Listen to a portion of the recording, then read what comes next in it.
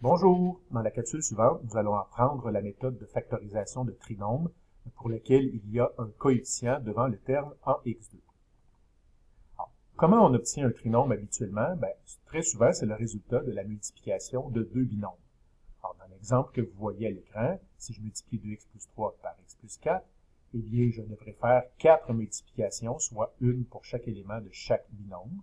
Et j'obtiens, en faisant ces multiplications-là, un polynôme à 4 termes.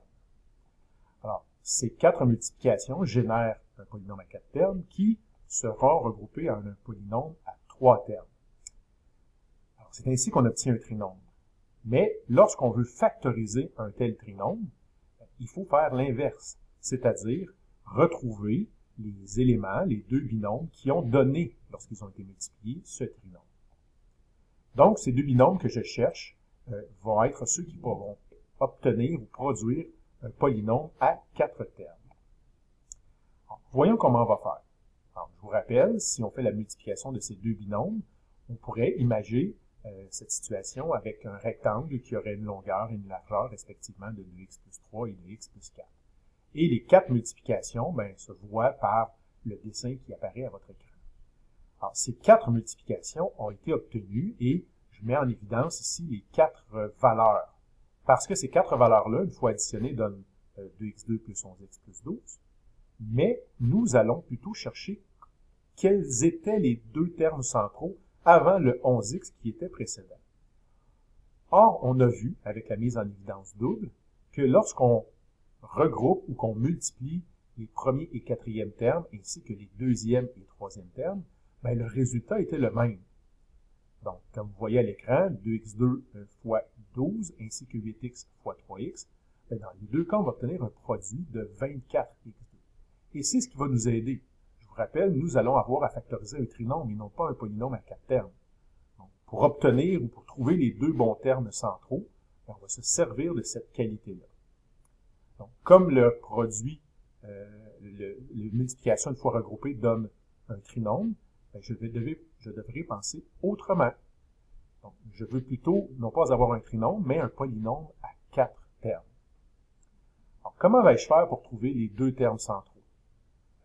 Ce que j'ai à me dire, c'est que je cherche deux nombres, qui commencent par m et n ici pour les besoins de l'exemple, qui, lorsqu'ils vont être additionnés, vont donner b, ce qui est normal, puisque c'est le terme du centre, mais aussi, ces deux nombres-là doivent avoir une autre qualité, celui que lorsque je les multiplie ensemble, ils donnent l'équivalent de A fois C, le premier et le dernier terme.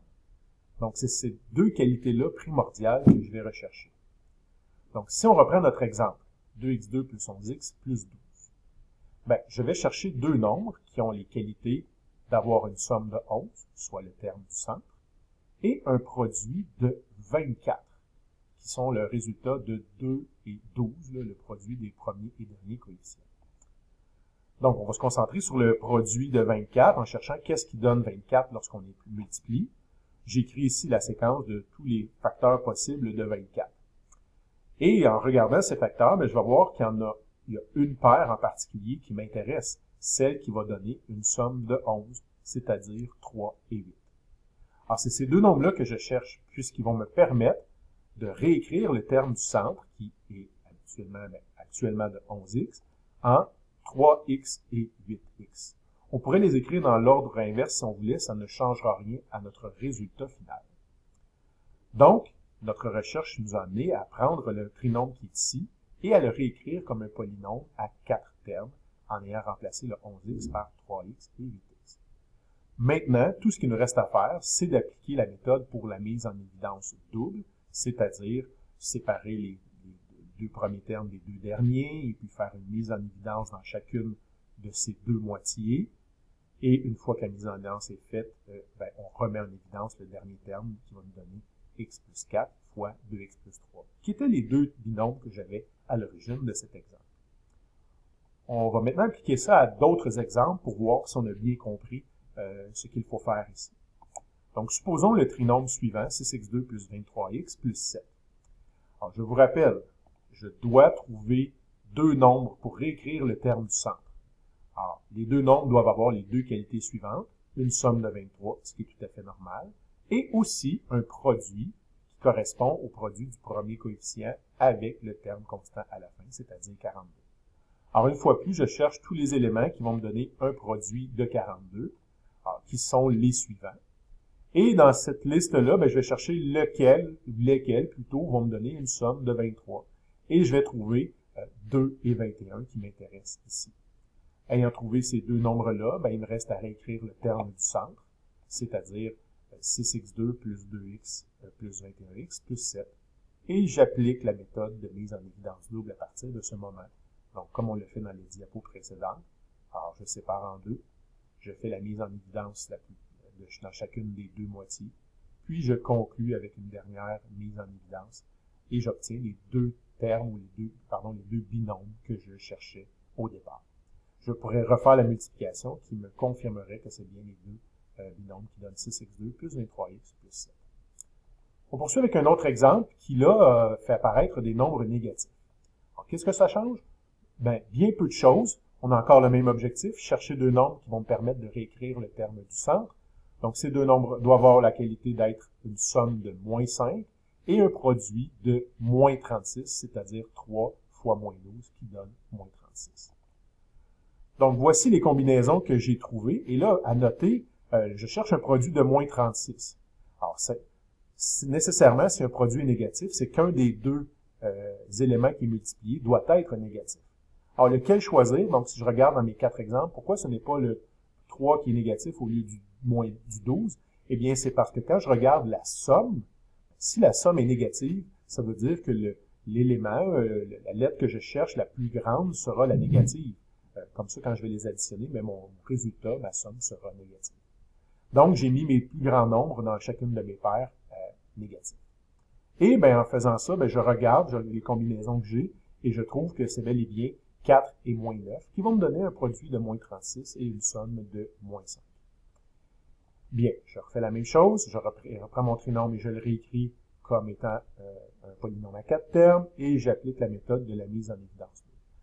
Rassurez-vous, si on avait mis le moins 9 en premier et le 4x en deuxième, le résultat aurait été le même. On n'aurait pas eu les mêmes mécaniques à faire, mais au bout du compte, on aurait obtenu le même résultat. Donc, mise en évidence dans chacune des moitiés. On met x en évidence dans la première paire et moins 3 dans la seconde. Et on obtient les deux binômes tant recherchés. Un dernier petit exemple pour finir. Donc, encore une fois, un trinôme. Je cherche deux nombres pour écrire le 25x du centre. Mais ces deux termes-là doivent avoir les qualités d'avoir une somme de 25 et un produit de moins 84, soit 12 fois moins 7. Vous avez remarqué que j'écris plus M et N. Ça nous aide au début, mais c'est pas une obligation de poursuivre toujours avec. Ça dépend de vous. Donc, je fais encore une liste de nombres qui vont me donner 84 et un produit de 84. Et là, ça peut être difficile. Là. Il y a parfois des nombres qu'on ne sait pas comment obtenir un produit là, parce que c'est pas quelque chose qu'on connaît, c'est pas dans nos tables régulières. Je vous propose l'idée suivante. Réécrivez la paire qui vous a donné moins 84, c'est-à-dire 12 et moins 7. Et ensuite, jouez ou amusez-vous avec ces éléments-là. Alors, je pars de 12 et de 7, moins 7, et par exemple, je peux me dire, si je divise 12 en 2, ça va donner 6. Si je multiplie 7 par 2, ça va donner moins 14. J'ai une nouvelle paire qui donne encore moins 84 comme produit. J'ai encore une fois fait la même chose avec 6 et 24, et moins 14 que j'ai multiplié et divisé par 2 pour garder le produit de 84. Je trouve toujours pas la possibilité, en fait, ici, je m'aperçois que 3 et moins 28, ça donne moins 25 quand je les additionne. C'est donc l'indice que je devrais simplement prendre 28 positif et moins 3 négatif. Alors, j'ai ma somme de 25. Et on se lance dans la mécanique habituelle. Donc, on réécrit notre terme central comme étant plus 28x et moins 3x. Et je fais ma mise en évidence double qui suit. Donc, on obtient les deux binômes qui nous donnaient un produit de 12x2 plus 25x moins 7. Donc, on remarque que c'est quand même procédural comme stratégie. Il faut toujours faire les mêmes choses lorsqu'on veut factoriser ce genre de trinôme. Donc, voici une marche à suivre qui pourrait vous aider. Donc, une fois que vous avez le trinôme devant vous, vous cherchez un produit et une somme qui correspondent à AC pour le produit et la somme qui correspond au terme en B. Ensuite, vous réécrivez le terme central avec les deux nombres que vous avez trouvés. Vous effectuez une mise en évidence double et vous pouvez même vous en servir pour valider. Voilà.